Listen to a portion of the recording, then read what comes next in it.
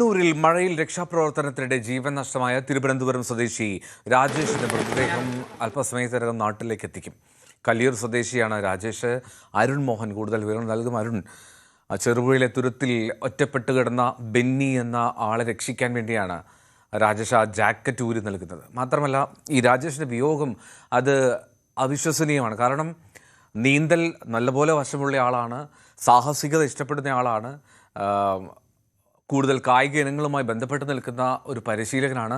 അപ്പോൾ വീട്ടുകാർക്കും ബന്ധുക്കൾക്കുമൊക്കെ ആ വിയോഗം അത് ഉൾക്കൊള്ളാൻ കഴിയുന്നുണ്ടോ? എപ്പോഴെത്തിക്കും അദ്ദേഹത്തിൻ്റെ മൃതദേഹം നാട്ടിൽ? എന്ന് സൂചിപ്പിച്ചതുപോലെ വളരെ വൈകാരികമായൊരു നിമിഷമാണ് ഈ പറയുന്ന കല്ലൂര് നമുക്ക് കാണാൻ കഴിയുന്നത്. ഈ രാജേഷ് എന്ന് പറയുന്ന ഈ യുവാവ്, അല്ലെങ്കിൽ ആ ധീര യുവാവ് കഴിഞ്ഞ ദിവസമായിരുന്നു ഈ പറയുന്ന പുഴയിൽ അകപ്പെട്ടുപോയ ബെന്നി എന്ന 61-കാരനെ രക്ഷിക്കാൻ എത്തുന്നത്. ഇദ്ദേഹം പ്രസിഡന്റായിട്ടുള്ള ട്രിവാൻഡ്രം അഡ്വഞ്ചർ ക്ലബിലെ അംഗങ്ങളുമായിട്ടാണ് എത്തുന്ന സമയത്തായിരുന്നു ഈ പറയുന്ന തുരുത്തിൽ അകപ്പെട്ടുപോയ ബെന്നിയെ രക്ഷിക്കുന്നതിനിടയിൽ ഒരു കയറെറിഞ്ഞു കൊടുക്കുന്നു. ആ കയറിലെ കൈ കുടുങ്ങി അദ്ദേഹം കൂടുതൽ ബുദ്ധിമുട്ട് നേരിടുന്നത് മനസ്സിലാക്കിയായിരുന്നു തന്റെ ജീവൻ പോലും പണയം വെച്ച് ഈ പറയുന്ന രാജേഷ് പുഴയിലേക്ക് എടുത്ത് ചാടുന്നു. അദ്ദേഹത്തിന്റെ അടുത്തെത്തി തന്റെ ജാക്കറ്റ് ഊരി നൽകി അദ്ദേഹത്തെ സുരക്ഷിതനായി എത്തുന്നു. കൂടെ ഉണ്ടായിരുന്നവർ അപ്പോൾ വിശ്വസിക്കുന്നത് രാജേഷ് നേരത്തെ സൂചിപ്പിച്ചതുപോലെ ഈ സാഹസികമായി പുറപ്പെടുന്ന ഒരു വ്യക്തിയാണ്, പുഴയായാലും മലയായാലും അദ്ദേഹത്തിന് വഴങ്ങുന്നതാണ് എന്നുള്ളത് ഒരു ബോധ്യം ഈ കൂടെ ഉണ്ടായിരുന്നവർക്ക് ഉണ്ടായിരുന്നു. പക്ഷെ അതായിരുന്നില്ല സ്ഥിതി. കാരണം കാറ്റിൽ നിന്ന് ഒഴുകിയെത്തിയ ഉരുൾപൊട്ടൽ രാജേഷിനെയും കൊണ്ട് പോവുകയായിരുന്നു എന്നുള്ളതാണ് നമുക്ക് അവിടെ നിന്ന് മനസ്സിലാക്കാൻ കഴിഞ്ഞത്.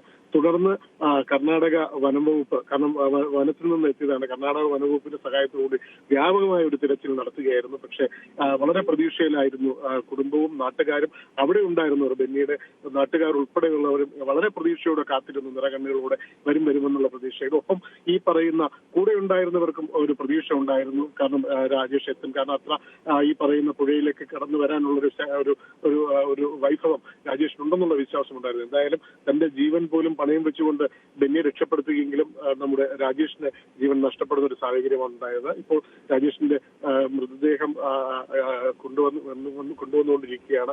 ഗ്രാമം ഒന്നടങ്കം വിതുമ്പലോടെ കാത്തു നിൽക്കുകയാണ് അദ്ദേഹത്തിന്റെ ചേതനയേറ്റ ശരീരം ഏറ്റുവാങ്ങാൻ. റൈറ്റ്, അരുൺ മോഹൻ സൂചിപ്പിച്ചതുപോലെ ആ ഒരു നാടിന്, ആ വീട്ടുകാർക്ക്, ആ സുഹൃത്ത് വലയങ്ങൾക്കൊന്നും വിശ്വസിക്കാൻ കഴിയാത്ത വിധത്തിലായിരുന്നു രാജേഷിൻ്റെ വിയോഗം. ചെറുപുഴയിൽ, കണ്ണൂരിലാണ് അപകടമുണ്ടായത്.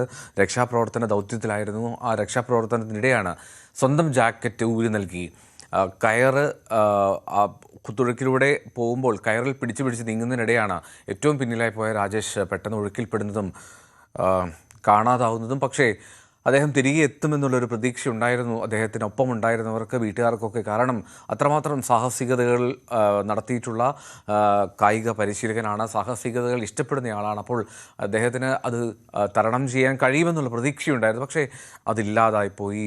ആ പ്രതീക്ഷ അവസാനിച്ചു. അദ്ദേഹത്തിൻ്റെ മൃതദേഹം കണ്ടെത്തിയതായിപ്പോൾ വീട്ടിലേക്ക് കൊണ്ടുവരികയാണ്. ഏറ്റവും ഒടുവിൽ തിരുവനന്തപുരത്തെ കല്ലൂരിലെ വീട്ടിലേക്ക് അരുൺ മോഹനാണ് ചേർന്നത്.